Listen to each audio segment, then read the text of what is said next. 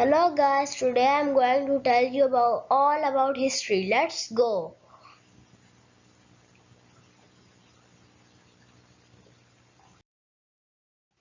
Let's start. For decades people have lived on earth. We have found remains of towns like Pompeii, cultures like ancient Greece and things like pottery. Today we learn about them. Ancient Greece. Many people lived in ancient Greece. There were huge amphitheaters, amazing shops, big acropolis and more. Children went to schools of free servants or citizens of low levels. Many children became good thinkers or great kings. And this is education in ancient Greece. They are being educated.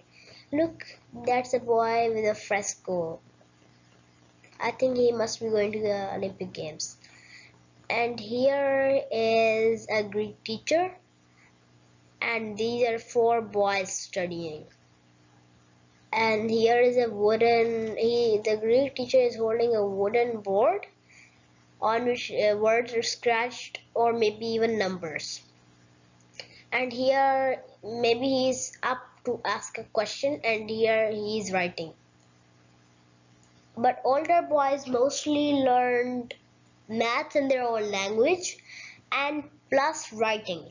And younger boys, because they were much younger than the older ones, learned simple points and simple sums like we do 1 plus 1, 2 plus 2.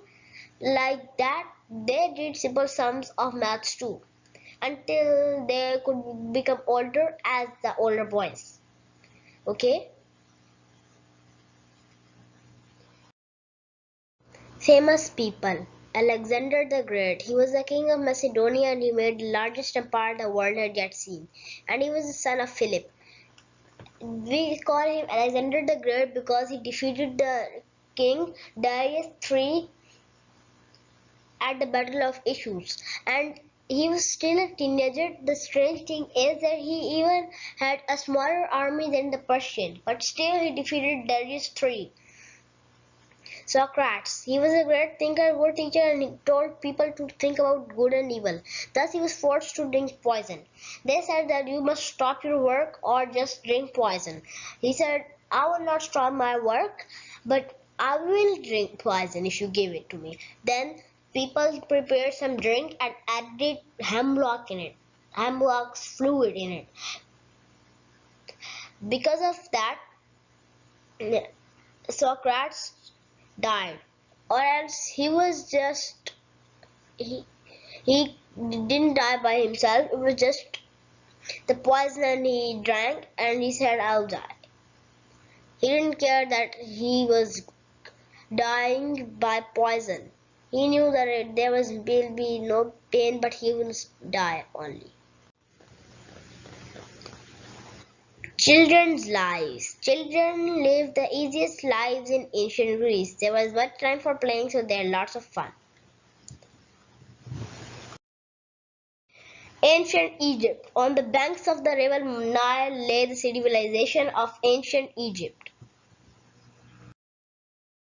Education in ancient Egypt.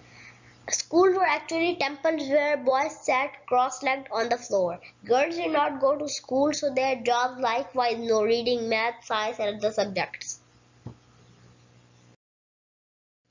Life in ancient Egypt. Most of people living in ancient Egypt were farmers because farmers gave food in tax which the pharaoh gave to his other workers.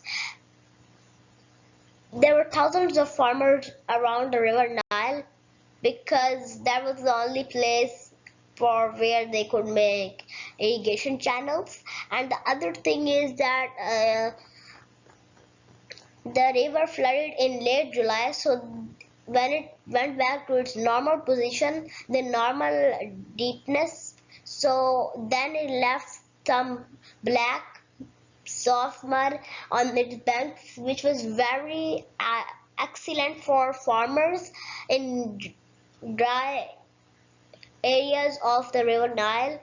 who lived in Egypt, which was actually very dry, but the river Nile was only the choice.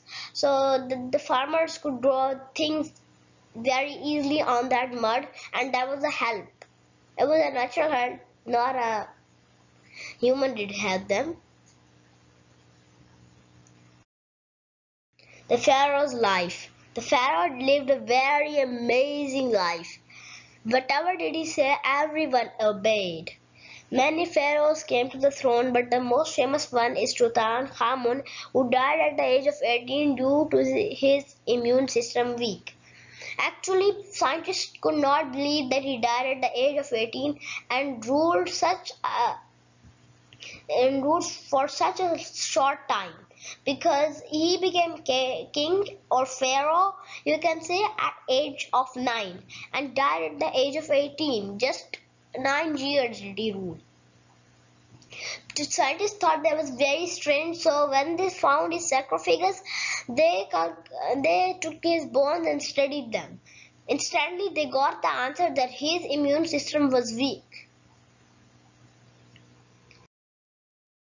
Thanks for watching. I hope you learned all about history of ancient Greece and ancient Egypt. See you soon. Bye bye.